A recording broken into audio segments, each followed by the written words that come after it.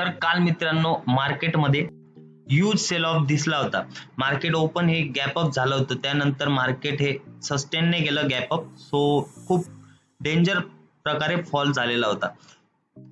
आणि फॉल जो झाला त्यात पण आपल्या लेवल्स रिस्पेक्ट करत फॉल झालेला आहे. तुम्ही बघू शकता की ही जी लेवल आहे इथून ब्रेक झाला इथपर्यंत आला, पुन्हा ही लेवल ब्रेक झाला इथपर्यंत आला, त्या लेवल्स रिस्पेक्ट केला, त्यानंतर इथूनच रिव्हर्सल झालं.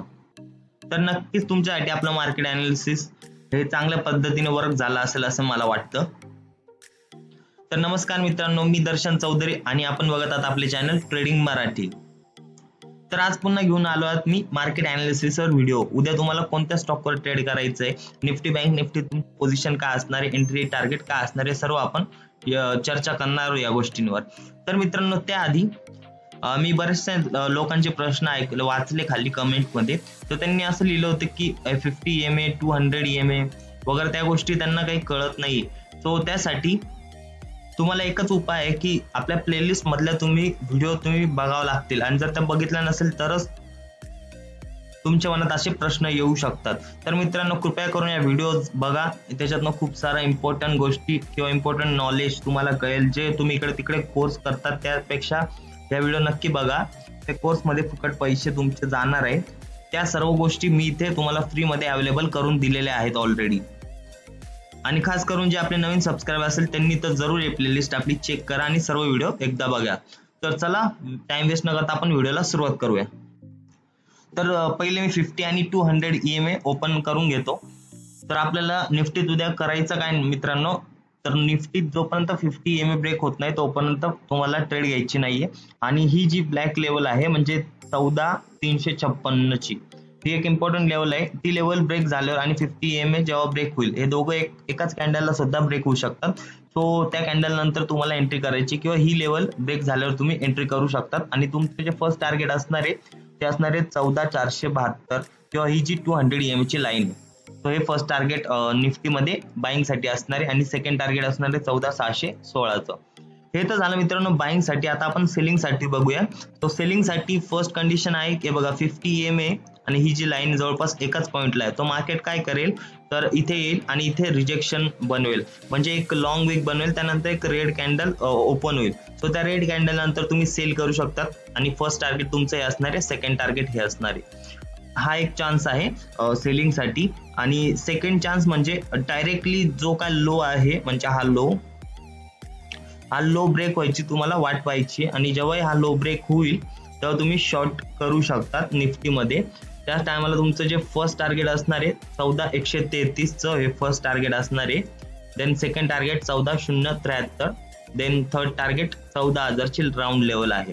ठीक आहे, आणि 14,000 एक चांगला सपोर्ट आहे मित्रांनो. 14 आणि एक राऊंड लेवल सुद्धा आहे.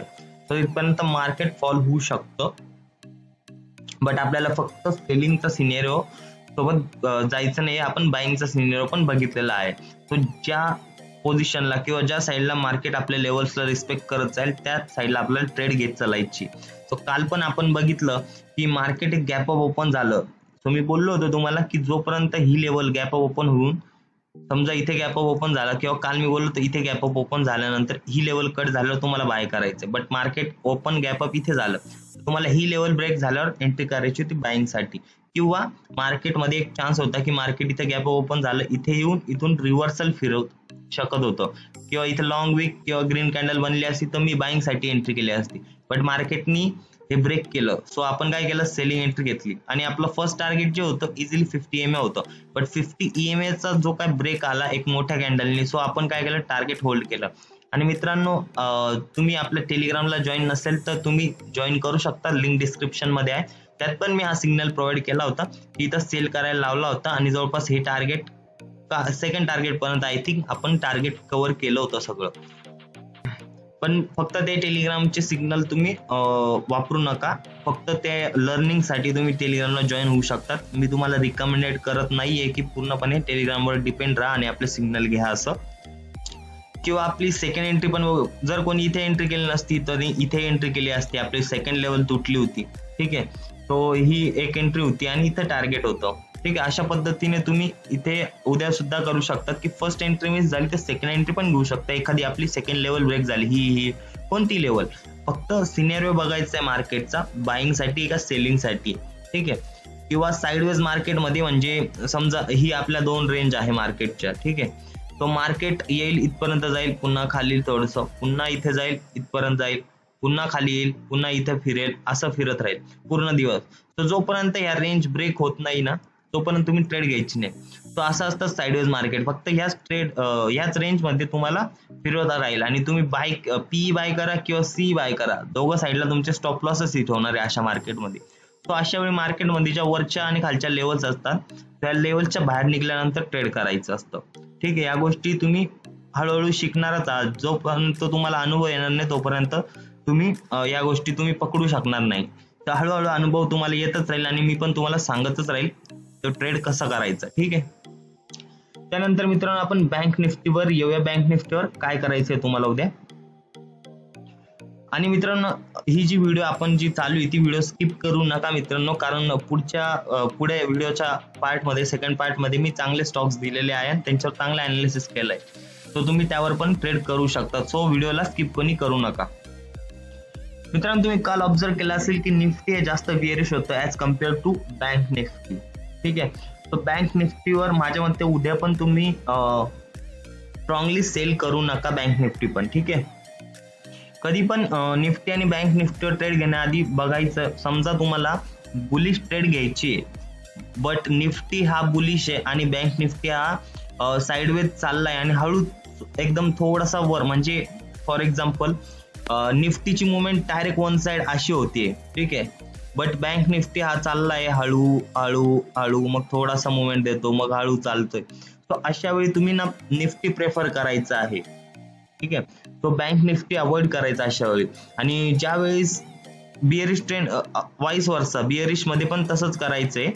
सो जो जास्त बिअरिश असेल निफ्टी बँक निफ्टी पैकी तर त्याच्यातच बिअरिश ट्रेड तुम्हाला घ्यायची आहे मित्रांनो. सो या गोष्टी लक्षात ठेवा, हा तुम्हाला फायदेशीर ठरणार आहे.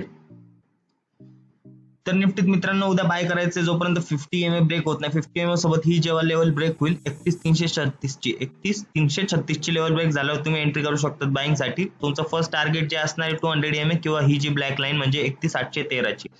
त्यानंतर समजा उद्या गॅप ओपनिंग झाली तर या लेवल्स आहे, हा नो ट्रेडिंग झोन आहे, तो ह्या लेवल्स ब्रेक केल्यावर तुम्ही बाय करू शकता. म्हणजे 31,956 ची लेवल ब्रेक केली तर तुम्ही बाय करणार आहात. तुमचं टार्गेट 32,417 असणार आहे फर्स्ट टार्गेट आणि सेकंड टार्गेट 32,730 असणार आहे.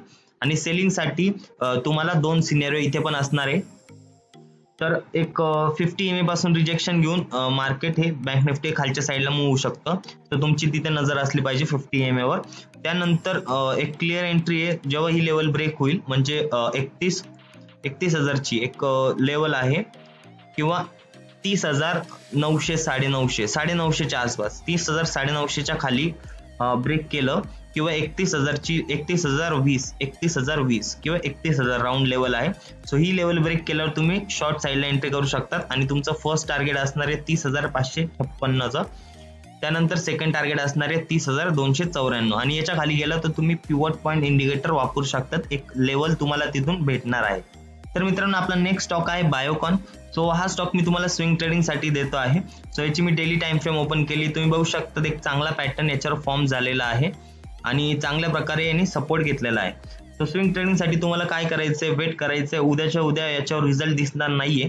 ही जी लेवल वरच्या साईडला ब्रेक केली तर तुम्ही बाय करू शकता. फर्स्ट टार्गेट तुमचा बघा गॅप आहे ना, हा गॅप फिल करूच तर फर्स्ट टार्गेट म्हणजे 440 ते 43च्या आसपास फर्स्ट टार्गेट असणार. सेकंड टार्गेट ही एक लेवल आहे 400 जवळपास 474 ते 75. सो हे 2 टार्गेट मी तुम्हाला स्विंग ट्रेडिंग साठी बायोकॉन मध्ये बाईंग साठी देणार आहे.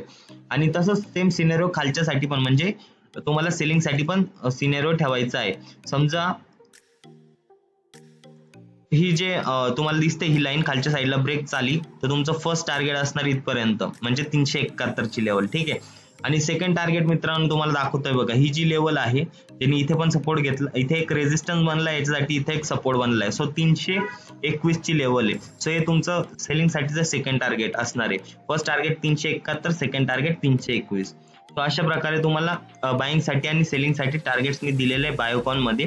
तो स्विंग ट्रेडिंग साठी आज चांगला स्टॉक असणार आहे. ज्या साईडला ब्रेकआउट येईल त्या साईडला तुम्ही बाय करू शकता किंवा सेल करू शकता. आणि मित्रांनो त्याच प्रकारे तुम्ही 15 मिनिटाची जर टाइम फ्रेम ओपन केली तर तुम्ही हा स्टॉक इंट्राडे मध्ये सुद्धा बाय सेल करू शकतात, कारण एक तुम्हाला लेवल्स भेटलेले आहे बघा, 2 लाईन्स आहे, वरची लाईन आणि खालची लाईन, म्हणजे एक बाईंग साईडची लाईन आहे, सेलिंग साईडची. आता तुम्ही बघू शकतात की एक काल इथे रिजेक्शन भेटलंय, सो हे रिजेक्शन सांगते की इथून स्टॉक वर जाण्याचे चान्सेस आहे. ठीक आहे, तर तुम्ही उद्या याच्या गॅप अप गॅप डाऊनच्या ओपनिंग किंवा जी काय अशी ओपनिंग असेल त्याची साईडवेज ओपनिंग किंवा गॅप अप, त्यानुसार तुम्ही ठरवू शकतात. किंवा 50 EMA ब्रेक केल्यावर तुम्ही या स्टॉक मध्ये एंट्री घेऊ शकतात. आणि तुमची जी फर्स्ट टार्गेटची जी लेवल आहे बघा, ही जी लेवल दिसते तुम्हाला, तो 410चा एक फर्स्ट टार्गेट असणार आहे आणि सेकंड टार्गेट 416चा असणार आहे. चांगले टार्गेट्स आहे इंट्राडे साठी सुद्धा याच्यात. सो या स्टॉकवर तुम्ही इंट्राडे करू शकता आणि स्विंग साठी तर मी ऑलरेडी तुम्हाला टार्गेट दिलेले आहेत. त्यानंतर मित्रांनो आपला नेक्स्ट स्टॉक आहे JSW स्टील. JSW स्टील मध्ये तुम्ही बघू शकता की कन्सॉलिडेशन झालंय, चांगलं कन्सॉलिडेशन. म्हणजे कोणत्या तारखेपासून मी तुम्हाला दाखवतो, हे बघा 8 एप्रिल पासून, 8 एप्रिलच्या 12:15च्या टाइम पासून तर 20 एप्रिल पर्यंत याच लेवल मध्ये कन्सॉलिडेशन झालेलं आहे. सो एक इम्पॉर्टंट लेवल आहे. मी नाही सांगू शकत की उद्याच ब्रेकआउट येईल कोणत्या साईडला, बट ब्रेकआउट हे नक्कीच येईल लवकरात लवकर या वीक मध्ये, तर 100% येण्याचे चान्सेस आहे. तर तुम्हाला लक्ष ठेवायचं, समजा वरच्या साईडला म्हणजे 638.30 ची लेवल ब्रेक झाली तर तुम्ही बाईंग साठी इंट्राडेत एंट्री करू शकता या स्टॉक मध्ये. आणि जे टार्गेट्स तुम्ही घेणार आहे ते पिवट पॉईंट इंडिकेटर थ्रू घेणार आहात मी, कारण ऑलरेडी हा स्टॉक मी आधी पण सांगितला होता, बट तो कन्सॉलिडेशन मध्येच होता. सो याच्यावर तुम्ही लक्ष ठेवू शकता. कन्सॉलिडेशनला ब्रेकआउट आला तर तुम्ही एंट्री करू शकता बाईंग साठी, आणि सेलिंग साठी पण तुम्ही एंट्री करू शकता. सेलिंग साठीचं तुमचं फर्स्ट टार्गेट हे 566 असणार आहे आणि एक मोठं टार्गेट आहे. आणि तुम्हाला एक मिनिट मी पर्सेंटेज वाईज दाखवतोय केवढं टार्गेट असू शकतो. ते बघा 5%चं टार्गेट आहे. सो इंट्राडे मध्ये यात लेवल्स नाहीये माझ्या मते सेलिंग साठी, बघू शकता ते एक इम्पॉर्टंट लेवल डायरेक्ट 566 ला आहे. सो एक मोठं टार्गेट असणार आहे. सो तुम्ही याच्यात ट्रेलिंग स्टॉप लॉसचा वापर करून जेवढं टार्गेट घेता येईल तेवढं टार्गेट तुम्ही घेऊ शकता खालच्या साईडला, आणि वरच्या साईडला पिवट पॉईंट इंडिकेटर वापरू शकतात. किंवा खालच्या साईडला पण ब्रेकआउट आल्यावर पिवट पॉईंट इंडिकेटरचा वापर तुम्ही करू शकता टार्गेटसाठी. त्यानंतर तुमचा नेक्स्ट स्टॉक आहे टाटा स्टील. टाटा स्टीलची 15 मिनिटाची टाइम फ्रेम ओपन केली आणि एक पॅटर्न बनलेला दिसतोय, तुम्ही बघू शकतात. तर वरच्या साईडला ब्रेकआउट आला इथे तर तुम्ही बाईंग साठी एंट्री करू शकतात, आणि सेम कंडिशन खालच्या साईडला ब्रेकआउट आलं तर तुम्ही सेल करू शकतात. आता तुम्ही टार्गेट काय असणार तुमचे ते आपण बघून घेऊया. सो वरच्या साईडला जर ब्रेकआउट आलं तर तुम्ही फर्स्ट टार्गेट घेऊ शकतात 911, इम्पॉर्टंट लेवल आहे. आणि हे टार्गेट तुमचं कुठंच नाही गेलं जर वरच्या साईडला ब्रेकआउट आलं तर. त्याच प्रकारे आपलं सेकंड टार्गेट पण बघू शकता 923. सो या दोन टार्गेट साठी तुम्ही बाय करू शकता टाटा स्टील मध्ये. एक 911 ची लेवल आहे, एक 923 ची लेवल आहे.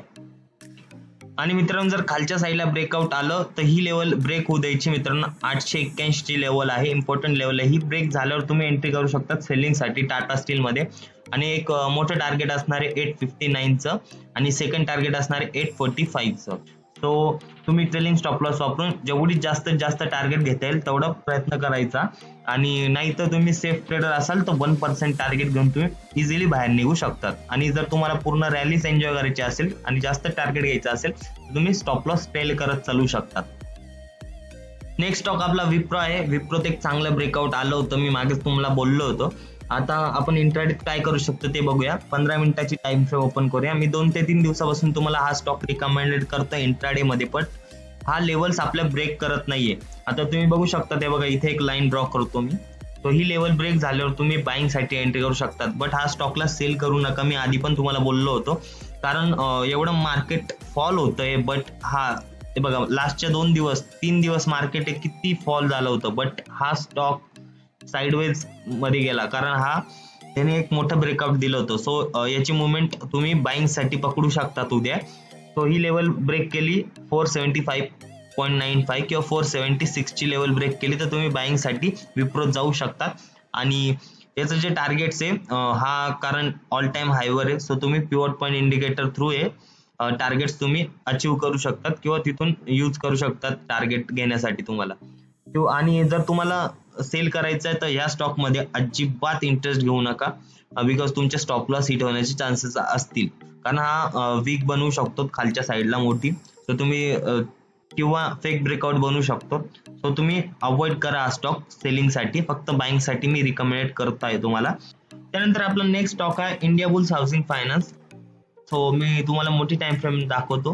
सो मोठा जो व्ह्यू आहे म्हणजे डेली टाइम फ्रेमचा जो व्ह्यू आहे बेअरिश आहे, बिकॉज एक मोठं ब्रेकआउट आलं होतं, तर आपल्याला मोठा व्ह्यू तो बेअरिश असणार आहे.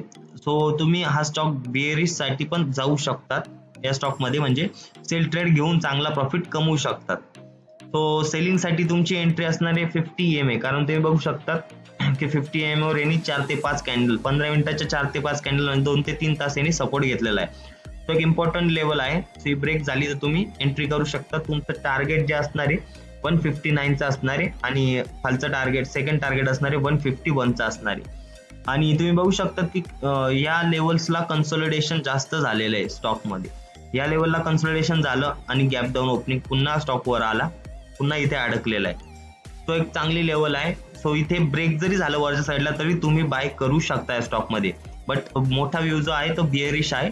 तो बिअरिश ट्रेड भेटलीच तुम्हाला. सो चांगली कंडिशन असणार आहे बिअरिश साठी या स्टॉक मध्ये. आणि बुलिश साईडला घ्यायची तर 167 क्रॉस झाल्यावर तुम्ही ट्रेड घेऊ शकता. तुमचं टार्गेट जे असणार आहे 172 चं असणार आहे. तर मित्रांनो, तुम्हाला व्हिडिओ आवडले असेल तर व्हिडिओला लाईक करा, कमेंट करा आणि तुमच्या फ्रेंड सर्कलमध्ये शेअर जरूर करा, म्हणजे ज्यांना इंटरेस्ट असेल शेअर मार्केटमध्ये ते तरी आपल्याला जॉईन होऊ शकतील. तर आजच्या व्हिडिओत एवढंच. भेटूया पुढच्या व्हिडिओत. धन्यवाद.